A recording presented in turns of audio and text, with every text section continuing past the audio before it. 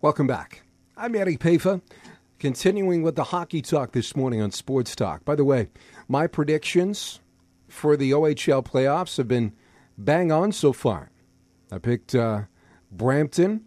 I did pick them over Kingston, although it went 7 games. I also picked Mississauga and Ottawa and Barrie and Windsor and London, as well as Kitchener, although I thought Guelph gave London a better shot than they did. I guess every game was kind of tight, but except for a couple.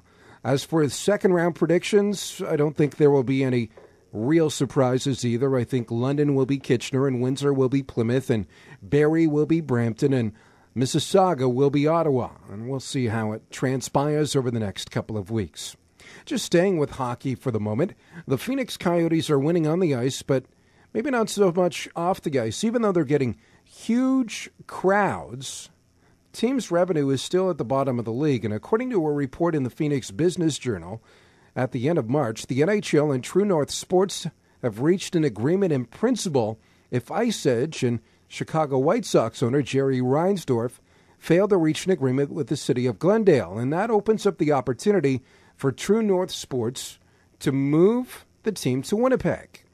Well, our co-op student, Travis Pedwell, wanted to get more on the story, so he went to TSN hockey insider Pierre McGuire to get more on the story. Where do you see the Phoenix Coyotes in the next 5 years?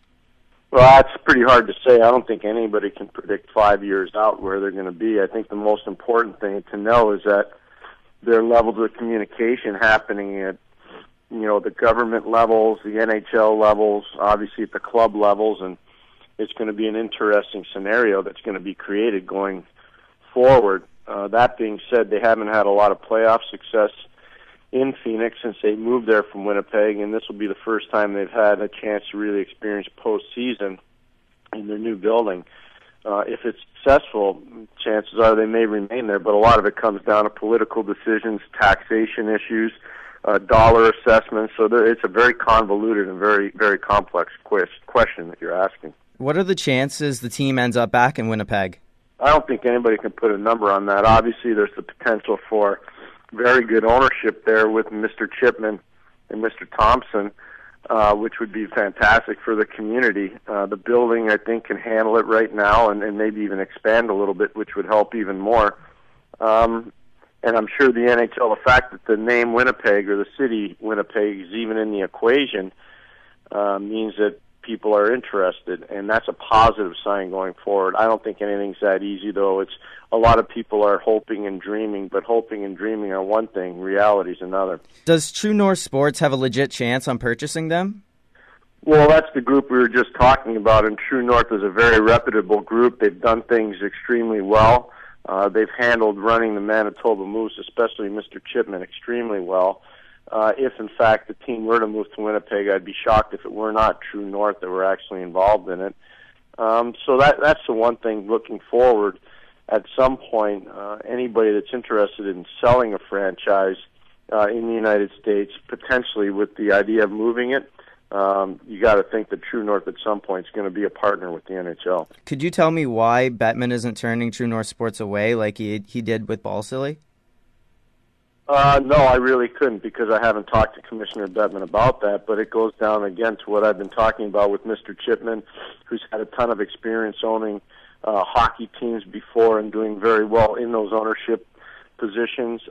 Obviously, Mr. Balsilli's got the financial wherewithal to basically buy any team he chooses to buy, but there's been some acrimony between Balsilli and the league, and there's been no acrimony between Mr. Chipman and True North in the league.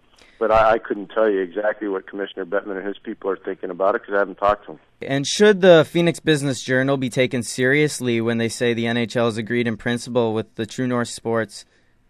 Should Ice Age and Reinsdorf offers fall through? That, again, I don't know. I don't know who wrote the article. Obviously, it's been speculated on by a lot of people, but I don't know who wrote the article. So I think if you're going to answer any question like that responsibly, you have to know who was involved in leaking the information. You have to know who was involved in making some of these decisions. And I don't know any of the principals that would have been involved in something like that. In your opinion, how will the off-ice drama affect the Coyotes in the playoffs this year? Well, I don't think it'll affect them at all. The fact that they don't have a lot of playoff experience will probably affect them more than the off-ice drama. Talking to a lot of the players on their team, they don't feel like there's been that much drama. They're very comfortable in their own skin. There are a lot of guys that are veterans in terms of going through different situations, but they don't have a lot of pure playoff experience. Even a player like Shane Doan, who's been around for so long and is the only original member of the Winnipeg Jets still playing for that franchise, he doesn't have a lot of playoff experience. So you look at it, it's not an easy thing. It depends on who their first-round matchup is. A lot depends on how Breeze Gallop, their goaltender, plays. But when you look at Phoenix as a whole, they've had a tremendous season, and their coaching staff does have a lot of playoff experience, so I think that will help them. But again, predictions are not easy when it comes to how they're going to respond to really their first-ever playoff test. And finally, Pierre, what happens if Phoenix wins the Stanley Cup this year? Bill Daly, come and get your cup. That is TSN hockey insider Pierre McGuire talking to our co-op student, Travis Pedwell.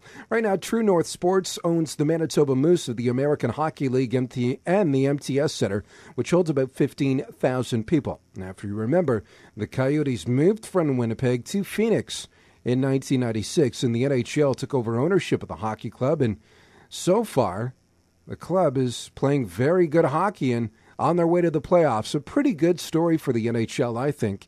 And hopefully, Phoenix goes far in the NHL playoffs. We'll return with more on Sports Talk on 560 CFOS.